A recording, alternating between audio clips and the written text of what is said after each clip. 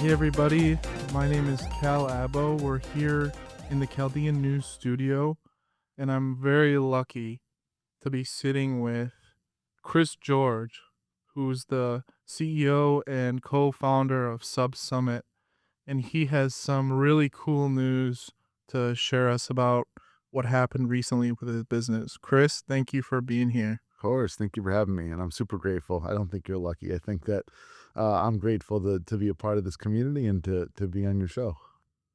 Yeah, tell us so Chris recently has been building this business for years. What has it been, 10 years now? Yeah. 10 years. And you've built other businesses too, but this has been really your main focus for the last decade. Yes. Yes. And you just recently got acquired by the 19 group. Yes. Yeah. Yeah. It was a big achievement for myself and the team.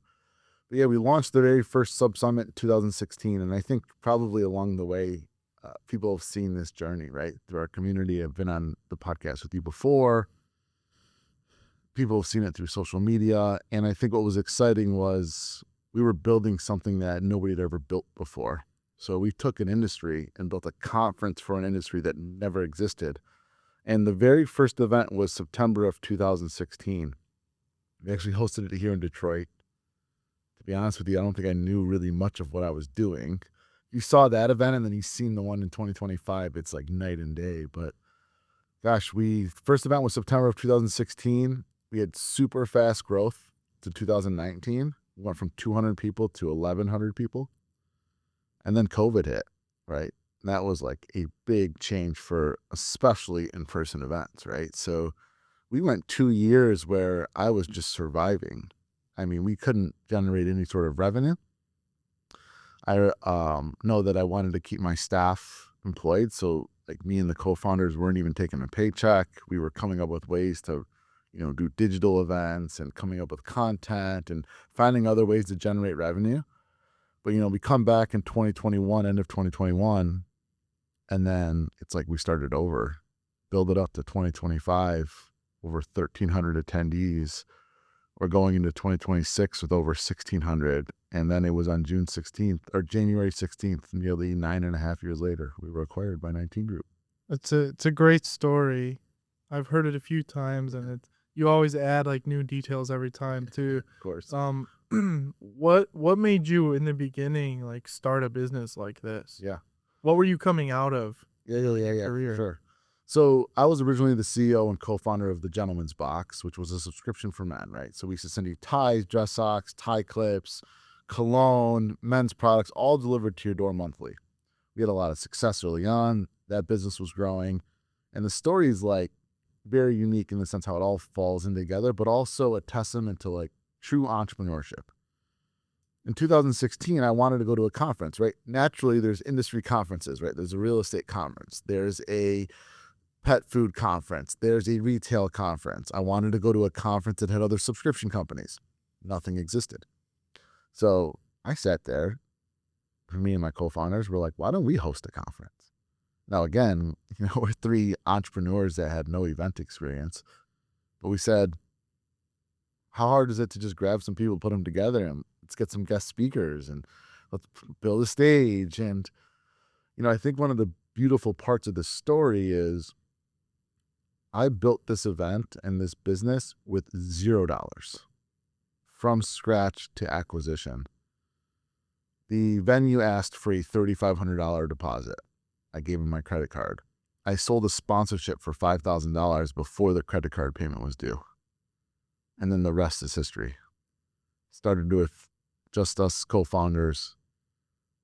We get acquired with 15 employees. Largest event in the world for all direct-to-consumer subscription membership and loyalty brands. The companies that come to our event are companies like Netflix, HelloFresh, Spotify, YouTube, Lifetime Fitness, BarkBox. If there's a subscription membership or loyalty model, they're at SubSummit every single year. Those are some of the biggest businesses in the world. I mean, Netflix for sure. Yes. There was a moment, it was in 2023. This is when it was like, oh, we made it, Netflix applied to speak. Right. It wasn't us chasing them to get them on stage. We saw an application come in from Netflix saying they wanted to be a speaker at our event. How did you feel? Do you remember like that moment, first moment you saw it? I think it was that like more joking moment. Like I looked at the team, I was like, oh, we made it. I stay pretty even keel. I'm not a guy that gets too excited about things and I don't get upset about things either. I think that's a trait that a lot of entrepreneurs, I didn't learn that right away, but you want to learn that over time, right? Because a lot of times things can go wrong. Like right when you think things are going great, things can go wrong. And then when you think things are going horrible, things can go right.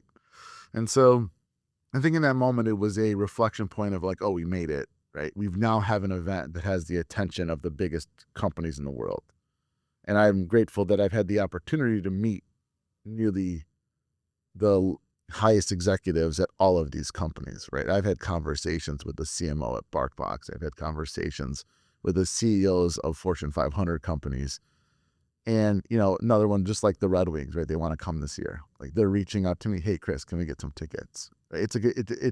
It's a nice feeling, but knowing that we've built something that was that significant that makes other large, well-known businesses want to be in that room. Yeah. Usually I'm the one asking the Red Wings for tickets. Yeah. Chris, what what have you learned from some of these top people in the subscription industry, in Yeah. the last 10 years? I think first thing is that people build really cool businesses and they're unique. And when you're in a room with 15 entrepreneurs that are building really cool brands and companies, there's so much to be learned. And I think it's the uniqueness, the creativeness. In general, people are creative and they're smart and they come up with things that you never even think of. And I think that a lot of times you look at some of the greatest companies are the individuals that built something that nobody else built, right? It's easy to copy someone else's business, but these entrepreneurs are building some really cool stuff. And then you start to learn, like, there's a sticker subscription. They send you stickers. They do like 30 million a year. There's a company that sends you, it's called Sponge Club. They send you a sponge for your kitchen sink monthly. And when you're thinking about that, at first you're like, wait a minute, what? But then it's like, wait, that makes sense. Look at someone like me. I'm a single guy. I live alone. I don't buy sponges. Like, unless I'm in a fortunate position where I've got a cleaning lady. She comes every 2 weeks. Like, unless she goes to Costco and brings those sponges, I'm not having sponges, right? But the Sponge Club would deliver one monthly. It makes sense. That thing gets super dirty. It's like one of the dirtiest things in your house. That needs to be thrown away, right? Yeah. The Sponge Club makes sense, and then you saw like what happened with Dollar Shave Club.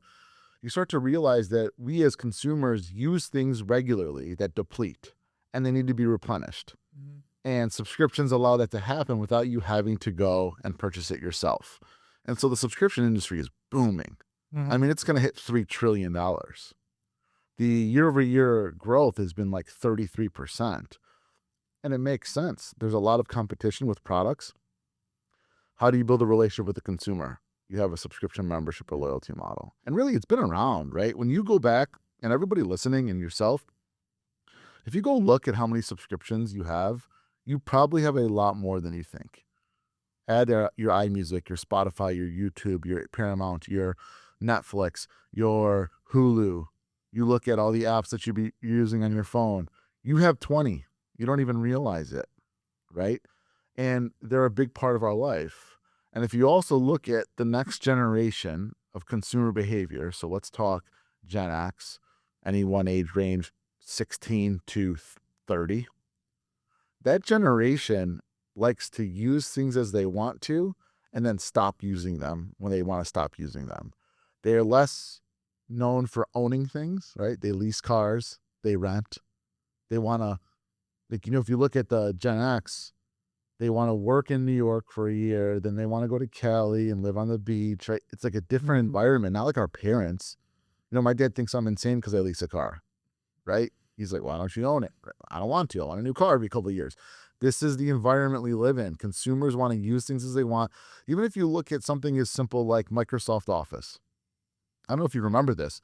10 years ago, that was a $500 program.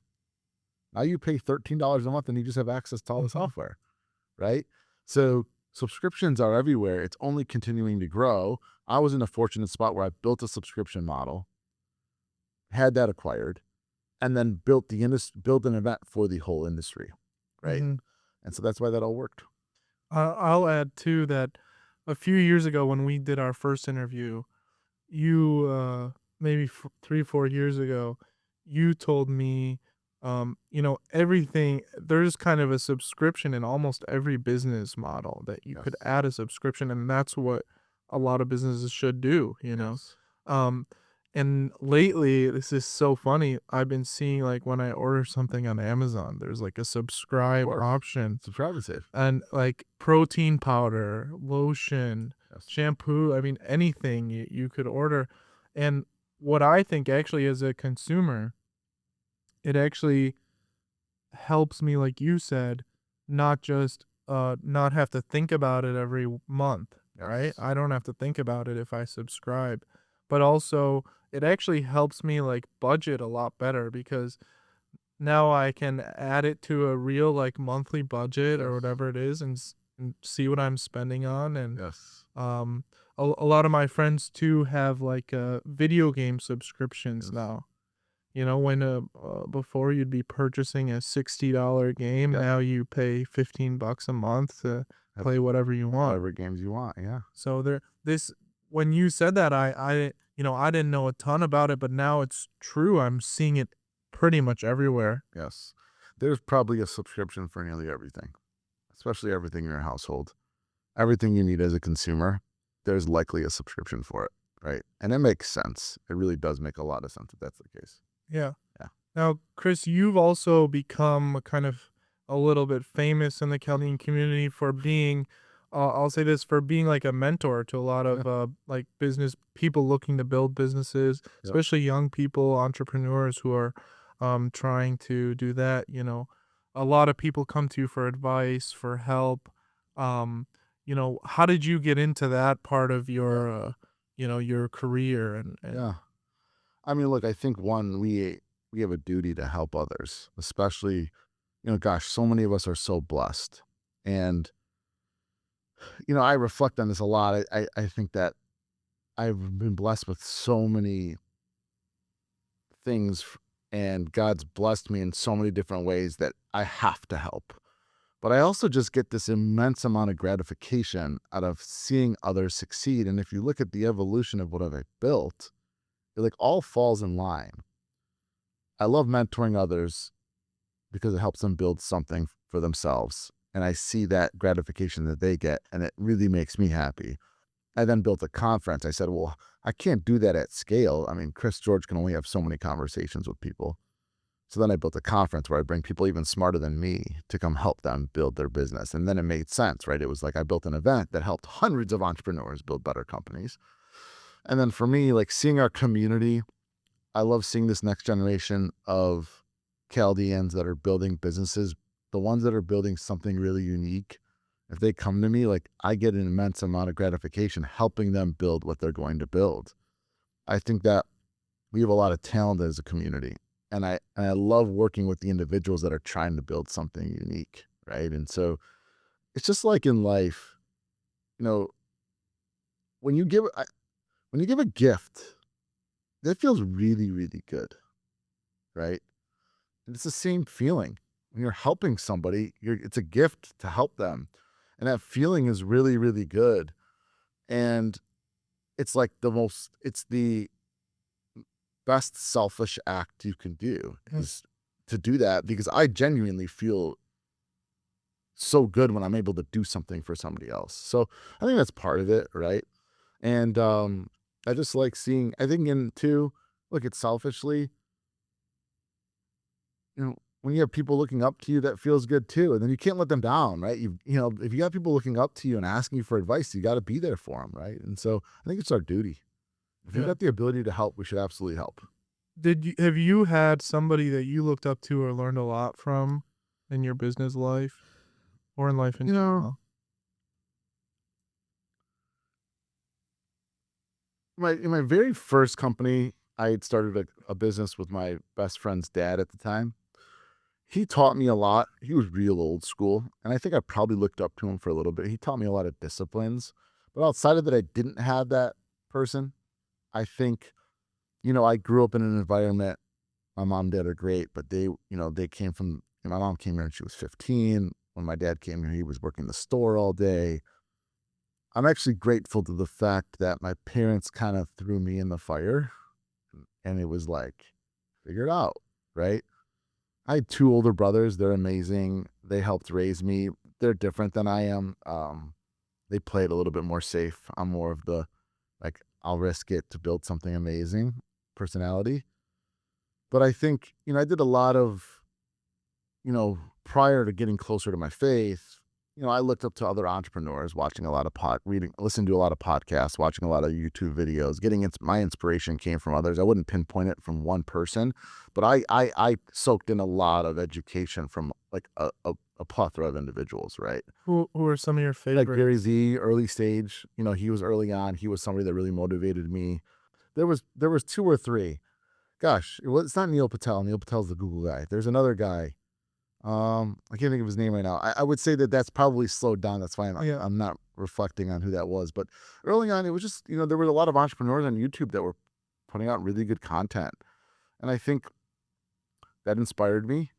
But I think I was also blessed where I just like had some of this. Yeah. I talk about this a lot. Like, I think sometimes entrepreneurs are born, and some people want to be one, and they have to self-reflect. It's like, look, this is not easy, and you have to be self-aware.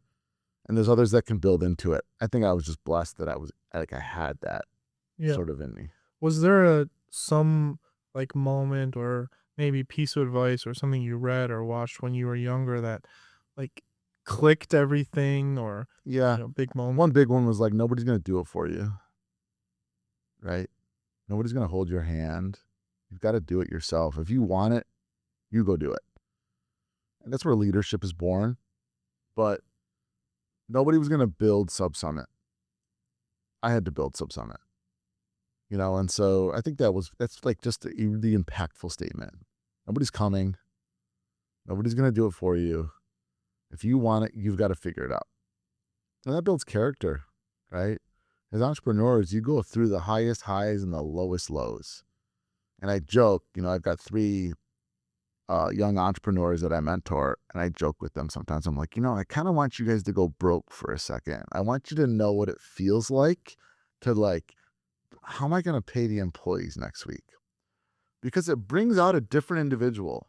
When your back's against the wall and you fight to get out of that, it builds so much character. And if your whole life it was like easy going and you were just gliding through the business and there wasn't any issues, what happens when there is?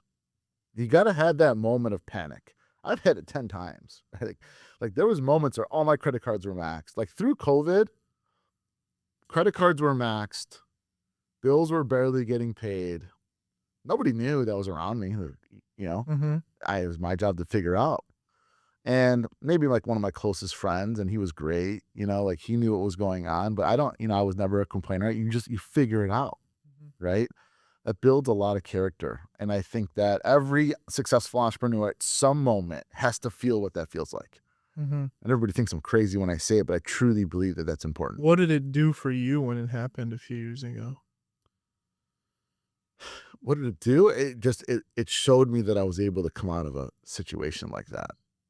Right. Yeah. And when you're able to do something like that, when you're able to achieve something where everything around you is falling apart and you figure it out, gosh, you know that every other issue that happens in the future is not as big as it may seem. Right. And you can solve every single problem. And you mentioned leadership Mhm. just now, and probably every time I sit down with you, you say that uh, you never ask someone to do something that you won't do. Yes. I love that Yes. philosophy. Yes. I try to do it myself. Yes. Um, Speak on that and on how Yeah. you've been able to build your team around like Yeah. core principles like that. I mean, like leadership starts at the top, and leadership comes from working by example, right?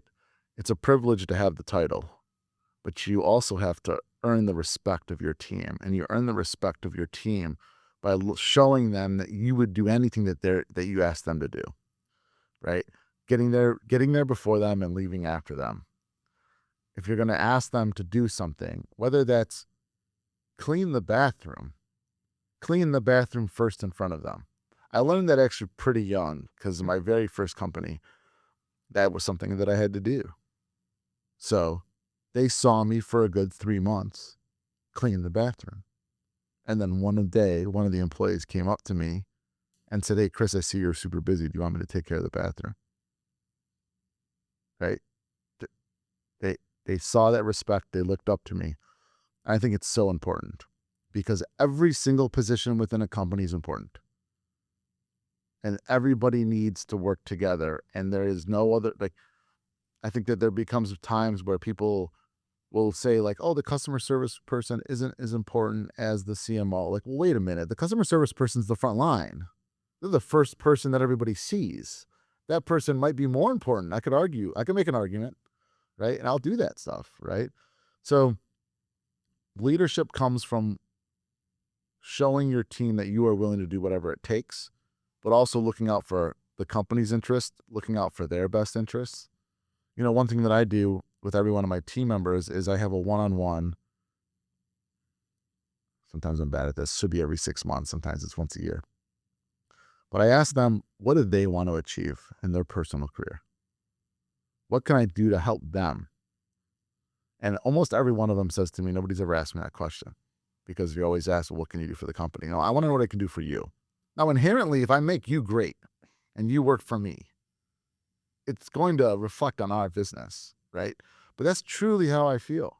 If somebody says to me, hey, Chris, I want to work for you, but in 5 years, I want to start my own company, great.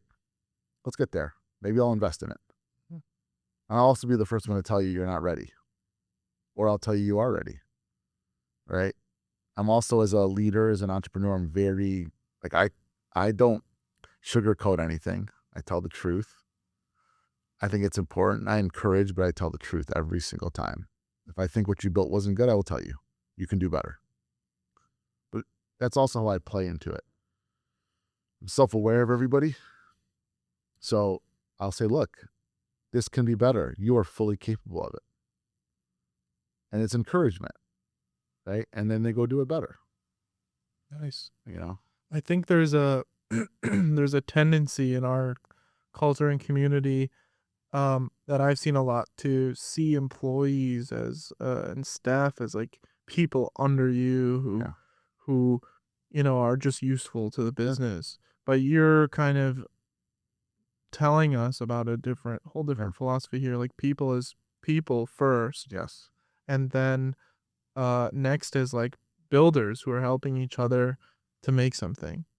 If you ever meet me and one of my teammates, I will say, this is my colleague. This Nice. isn't my employee. I like that. This is my colleague. This is my colleague, Louie. Now, yeah. How important, Chris, do you think it is, and how did you go about finding like the right business partners for yourself? Yeah. So the current business partners I have kind of fell into place, right? Um, I think a better question, or a better sort of response that could be useful to the audience is, you know, I think one mistake a lot of entrepreneurs make, especially those in our community, is they get too many partners and they get 10 people to all like invest. And now you have too many chefs in the kitchen. I personally am not a big fan of that. And I I work better where I'm more in control of what's happening, right? So every business that I build, especially moving forward, I'm majority shareholder. That's just the way I prefer to do it because I think that there's too many chefs in the kitchen, it becomes a problem. But finding the right partner is, are they are they as selfless as you are? Is their number one priority the company? Because if their number one priority is themselves or their own pocketbook, it's like a recipe for disaster. And so I think one, it's a character call. So like as their character, is it somebody that I get along with? Because there's a lot of people that I love and I have good friendships with, but I wouldn't do business with them, Mhm. right? And so I think finding the right partner is the individual and you on the same page as to what the North Star is. Now, things can get so complicated if we're telling the truth here, because in one moment, me and you can go start a business and we say we've got the North Star, and then 2 years later, we're making $2 million a year and things change all of a sudden.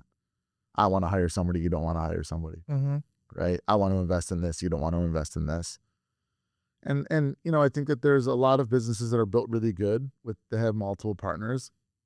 I'm just the best ones will work when the partners have different roles. So, for example, let's say I'm launching a new tech company. One of the partners is in full control of the technology side, building the tech, making sure that the CTO, like operating CTO, I'm on the sales marketing side. So we don't really cross too many lines. Mm-hmm.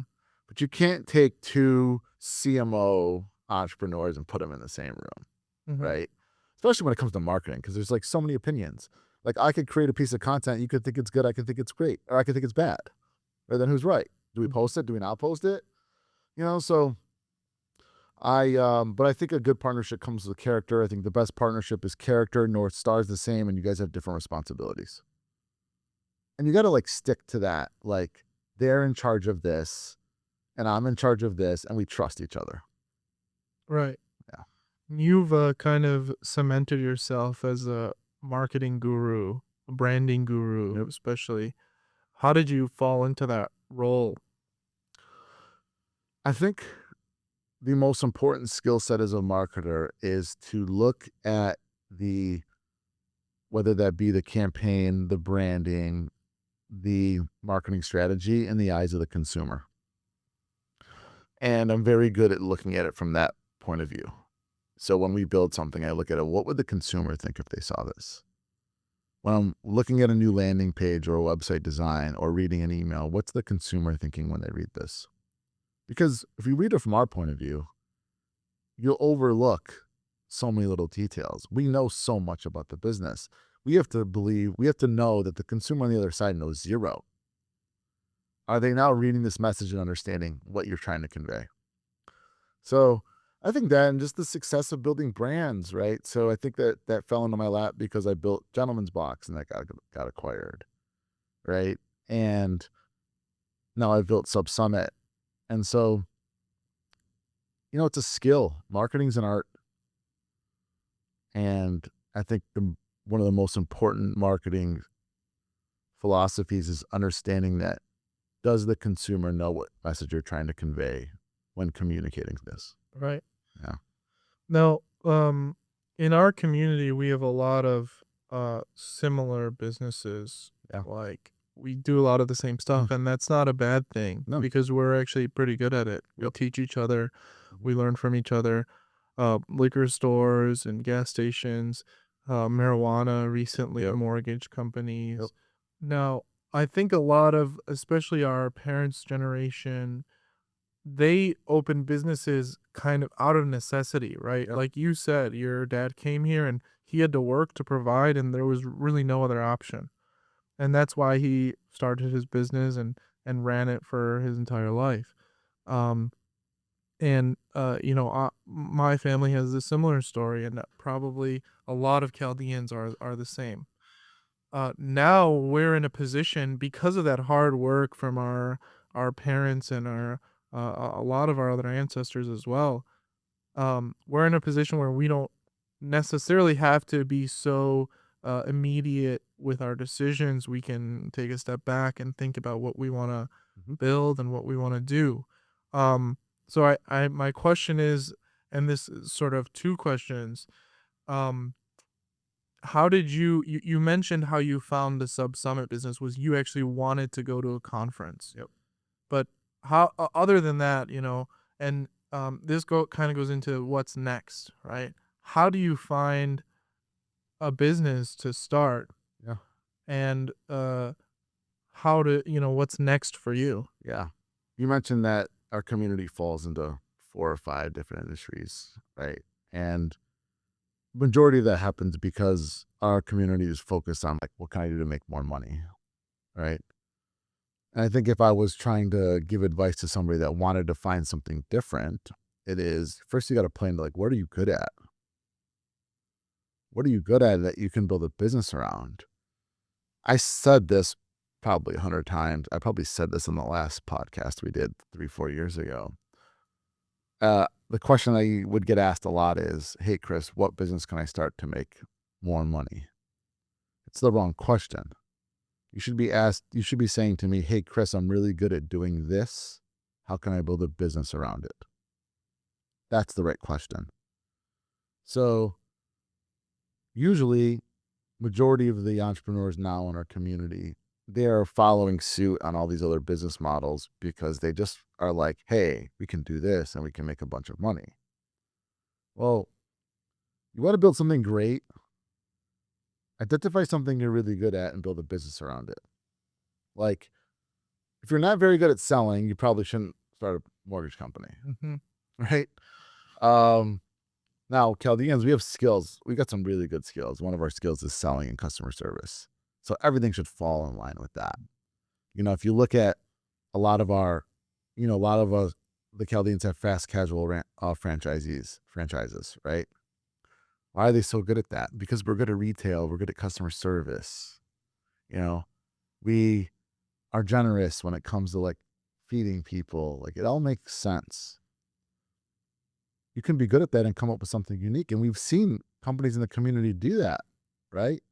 You look at Soroki's, you look at Papa's Pizza, you look at some of the Mediterranean places. Like those franchises are great. Like they're building amazing businesses. They took their skill sets and they built something unique that exists, right? And so I think that's what becomes important. What are you good at? How do you build a business around it? That's number one. I think too, probably the money thing. Hey, like how do we make a lot of money? Came from our parents. Like I said, out of necessity. Their Yeah. first question was, how do you make money? How do you provide for your family? Because that was their Yeah. most important goal. Yeah. And I think we've now mixed with American culture for more than a few decades, right? Our community has. And we've gained other instincts like what can I build that could be great? What other businesses are potentially out there? Um, what's your advice to someone who maybe hasn't done much in terms of business yet? How do you find? People always talk about the balance between filling a gap that people need in the market, but also like for example, with SubSummit, um, you created a value. Yep. No, not many people may have been looking for a conference for subscriptions, Yep. right? So how do you find the balance between those two things? I think when you're trying to find a gap of doing something that nobody's ever done, you got to be a little insane. What I mean by that is most people think because something was never done, it's a bad idea. I believe that means you should do it. So when I'm talking about this gap, it's this how do you find the thing that is super unique to build? People think of them all the time, they just never do anything about it. You got to be insane to think you can do something. You got to be so delusional that you are going to build this business model or this product that everybody's telling you isn't going to work. That's when you do it. Like, I joke, like I might be a little sick in the head, but when somebody tells me like I don't think that's a good idea, I literally I trigger in my head like, oh, like I'm going to show that it is, right? So back to the other part of it, you said our parents have inherently put this in our head that like we need to make more money. Like I just hate that. I hate the sentiment around we need to be rich. Like, what does that even mean? What does rich mean? Is it based on finances? Like yeah, I hate to break it to most people, you're never going to be the richest person in the world, right? I have a brother. He has a job. He works a 9 to 5. He makes a good salary. He has 3 kids at home. His wife has a job. I was sitting there on a Sunday. He's got a modest house here in West Bloomfield. They take a couple of vacations every year. And I was sitting there on a Sunday and I had dinner with him and his kids and his wife. And I was just sitting in the family room and I was like, gosh, this guy is the richest guy I know Right. because he doesn't have all the stresses that I have as an entrepreneur. He's got a beautiful family. His 3 kids are great. One's at Michigan State, the other 2 have jobs. And he's not sitting there saying, I need $1 million a year, right? He's rich. He really is, and I, you know, I have 10 times what he has when it comes to materialistic things. What does that mean though? Right? So this whole like, I need to be rich. We need to make more money. It's like, it's, I get a lot of, pushback when I say things like this, but Mm. it's just truly what I believe, right? This acquisition happened and my bank account increased like a pretty good amount. And I looked at it and nothing changed the next day. All I was thinking was like, okay, what can I do with this that I've got this like future of financial stability? Like, look, I could retire. I could right now never work again.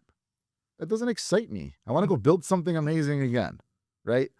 And nothing changed. Everybody thinks things change. Like they don't. I've already got a beautiful house. I'm blessed. I've got the things I need.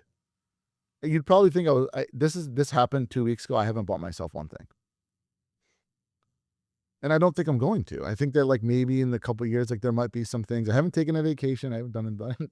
Like I just keep thinking from the bottom of my heart, the best part of this acquisition was when I handed my team their bonus checks. I carved out 7% of the company to give to the employees. Nice. Every one of them got life-changing money.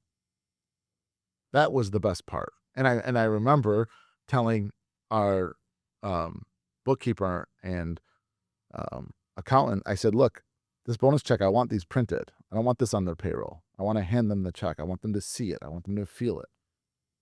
Because it was impactful. Every one of them looked at it and said, I've never seen a check this big. Oh. Majority of people, and again, this isn't me saying anything wrong with our community when I make this statement. Majority of our community would have looked at that check and said, "Oh, like they've seen this. These weren't crazy numbers. These weren't hundreds of thousands." But like that feeling of handing somebody a $30,000 check, to them it was like their eyes lit up, and it's Mhm. like I've seen that check 100 times and blown it, like wasted it. Mm-hmm. Like it puts things in perspective, right? So I know I kind of went on a tangent there, but I think that what becomes important as an entrepreneur is, are you doing something that's going to effectively change multiple lives? Now, look, you would start a mortgage company and you have 150 employees. You're helping 150 families. That's why you do it. Mm-hmm. Now, this in the last few years, especially, something I've seen from you is you've talked a lot about and more openly about your faith Yeah, and your religious life, and I think this kind of ties into that in an interesting way. yeah, yeah, Um, for sure. how has that maybe changed or enhanced your perspective about people and money and what it means to be rich? Yeah, I mean, gosh, the last 2 years, I grew up not into my faith. Not that we didn't go. I mean, we were surface level. Like I was a surface level Catholic, right? And over the last 2 years, I've really gotten into my faith. And what first started is me as an individual. If I dive into something, then I start to get really deep.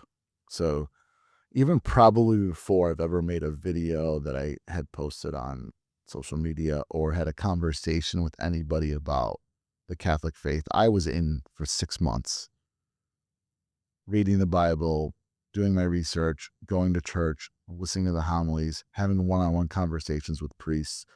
I wanted to immerse myself into like why I'm Catholic and that I'm not just Catholic because I was born Chaldean, right? Why this makes sense. And when you do that and you start to see all the things in the Bible and understand it, we should have one goal, that's to be obedient to God and hope that with God's grace that one day we can make it to heaven with him. And that's really the only thing that matters. And when you think about some of the things it says in scripture, and it talks about not judging others, it talks about not being a slave to the world, and you can't be the master of two slaves, and you can't be a master to money. And be obedient to God, you start to realize like those things don't matter. Like we're gonna die and you're not gonna have all these things on earth, right? So when that happens, these other things become not as big of a deal to you, right? And look, I still sin. I'm still a sinner. I try my best to be as obedient as I can, and you fall into temptation, and then you beg for grace, and I try to repent. A lot of times I feel like you get tested with this, and so when this happened with the acquisition, all I keep thinking about is God's testing me to see what I'm going to do with this money. Mm. Am I going to handle it appropriately? Am I gonna give as much as I can? Am I gonna manage that well? Because I truly believe in my heart if I don't, then that financial success won't happen again. Right. And I think when in life, you got to have somebody that holds you accountable. Well, who's better than to be accountable to God, Yeah. right? So, I just don't let it sway who I am as a person. I don't let it change. And mind you, I think we've talked about it. That wasn't how I was 4 or 5 years ago, Mm-hmm. right? I had no relationship with him. Yeah. So I think that is a big part of it. Because we as Catholics, we need to give, we need to help others. We're blessed, Yeah. you know. And I think I told you this. I was walking into Somerset 2 weeks ago, and I saw a young girl that was in a wheelchair, likely a paraplegic, and like I looked at her, and then I get in this sense where I felt so guilty because I turned and went up the escalator, and I'm like why me? Why did I get picked to have all these great things and she doesn't get to have that life? It's not fair, right? So it's like, what's not fair? I shouldn't say that. What's not fair is that I don't take advantage of the life that I have to do something good with it because this young girl didn't get a chance. So when you put those things in perspective, I think you just got to keep reminding yourself that, like, God, what a privilege it is to just have this opportunity. Our whole community here in West Bloomfield, we are privileged. We are so privileged. Like, it is insane. You've got so many other cities just in the US. There's, I had a conversation with somebody. One of my employees had something happen in their house. It was really not a big deal, but she was crying. She was all upset. And I looked at her and I was like, there's a million people that wish they were you. And you're worried about this leak that you had in your bathroom. Mm-hmm. There's a million people that wish they were you or I. Probably more. Yeah. 100 million people that wish that. Yeah. So what do we have to complain about? Yeah. I feel that a lot, especially when something we try to do here at the Chaldean News is like highlight our community around the world. And I mean, our community in the Middle East, let alone everybody else in the Middle East too, Yep. experiencing, I mean, genocide Yes. 10 years ago. 10 years ago, like we were all alive and Yes. conscious and like reading about that. And, I was like, my coffee didn't have enough sugar in it, right? Right, yeah. It's absurd, right? We have Or yeah. it was my car didn't heat up enough when I used the remote start Yes. in the morning, right? Yes, you lost your keys and you're frustrated. Yeah. Yeah, we have zero to complain about. Yeah. And so I do my best to make sure that I'm not doing that at any moment, Yeah. right? Um, No. and look, by the way, a lot of for a lot of individuals, it's not necessarily their fault that they're like this, or that we are not as aware of what's happening outside of the world, outside of the community we live in, or outside of this country, because of the environment we grew up in. So you take a 7-year-old or a 8-year-old. Okay, actually no. Let's make it. Take like a freshman in high school. He's going to high school, and his parents bought him a Range Rover. This is what he sees, right? And he has a Ford Focus, and all his friends have Range Rovers. Like this is what he's seeing, so he wants that, and and then they're getting it this way. Like it's the environment; it's not their fault, right? But we, as a duty as parents, like to try to teach our kids to be more humble and be more giving. And then there just becomes a point when you get old enough where you have to make the decision yourself. Like you're now mature enough to realize, like, look, this is not as important as I thought it was. We're all going to make mistakes. It's all the environment we grew up in. So I don't blame a large percentage of individuals that are like not aware because it's the environment they grew up in. But as you get older, and especially us as a community, especially us as Catholics that are going to church, we need to identify it sooner, Right. right? And like again, I'm saying this. I'm speaking to myself just as much as I'm speaking to everybody else. Like this is a consistent reminder for me. Like I need to be self-aware of it just as much as everybody else. Yeah. And I think and this is something you talked about when you were talking about your faith just now. And money and like Yeah, kind of love of money, yeah, greed a yep, little bit, if you want to put a yep, bad name to it. yep, Um, I think a lot of what American like capitalism has taught us is like, you know, money, at least what it seems like on the surface is money is an end in itself, right? You seek money yep, and at least it'll make you happy. yep, And that's why a lot of people build businesses. But what you pointed to is that you need some other purpose. yeah, And for, thankfully as Chaldeans, we have this kind of religious aspect hanging over our heads saying like, this is it. This is what you need to do. Um, this is your purpose. And it has fundamentally changed how you approach your business compared to other people. yep, And I think that's so interesting. yep, And not only does it change how you live outside of your business, but the way you treat your people, yep, your employees, your yeah, staff, the way that you think about all the money you got from exiting, right, has completely changed. yes, Um, it kind of goes into the question, and I know you're doing kind of a 2-year tenure. yes. Is That's that like a right? 2-year earnout. Yeah, What's the do you have you thought about what you're doing yeah, next? yeah. I have. Before we get into that, I want to touch on something you mentioned. We use that word greed and how we chase money. I'm going to tell you fundamentally. Here's a fundamental example of what's wrong with one of the things that's wrong with the way our community operates. I exited 2 weeks ago. What do you think was the number one question that people asked the people closest to me? Uh, Yes. what are you gonna do with your money? Nope. Can I have some? Nope. Number one question was, how much did he get? Right, It's a fundamental flaw. Because we want to compare ourselves to everybody. right. They didn't ask me. They wouldn't ask me. There's 2 people in my life that know the number. They have been asked, and then multiple people ask multiple because I know because they tell me. I mean, gosh, like how sad is that? What they should have been doing is calling me and saying, "Hey, Chris, congrats. What's a piece of advice you'd give me so that I can build something great?" Because even when they found out the number, what does that change? Why do you want to know so bad? Because you're comparing yourself to me? Nothing special about me. I just worked hard and built something cool. Why does the number matter? There's millions of people that sold their companies for far more than I did. Why are you so concerned about how much I got? It's a fundamental flaw, right? And when you think about it and put it in perspective, yeah, what does it matter? Right? We're a community. We should be happy for each other.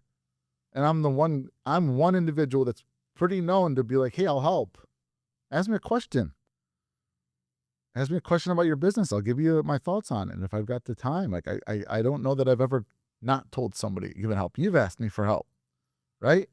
I'm not shy. I don't shy away from it. You could be building a competing business with me and I'd give you all the tips because I'm not afraid that they could execute it better than me. And if they did, great. If they did, it was meant to be. Yeah. You always hear this, I got this idea, but don't tell anybody. Why? You should tell 100 people so they can give you feedback. You're so afraid that they're going to go take the idea and start it. You know what that takes? You know how hard that is to go take somebody else's idea and go build it? I am willing to bet that I can go toe to toe with anybody that I tell my idea to, and they can try to build it just like I did. I'm okay with that. Right? You should be telling people your idea so that you can get feedback so they can tell you why it wouldn't work. Because maybe you'd think of something, but instead you tell 2 or 3 people. You're like, don't tell nobody, don't tell nobody. Like, what? What are you so afraid of? Mhm. Right? We've heard it you've heard it. I Mhm. promise everybody's heard it, right? So I forgot what it was. Oh, what I'm doing next. Yeah, it's great. So what's in the pipeline, but mind you, I'm still very focused on SubSummit for the next 2 years. We've got 2 years of earnouts, and plus there's a transition period. But what I'm building next is called the Moonlight Academy. What I identified was that there's a gap for college grads in landing a job, and especially in marketing and social media. And so what I've built is a program that helps college grads search for the right position, land the interview, then crush the interview. The next generation of graduates is missing a lot of skills. And they're missing a lot of skills that are going to help them get into the real world. They lack communication skills, right? They're stuck on their phones, so they don't interview well. And because they don't interview well, they can't get a job.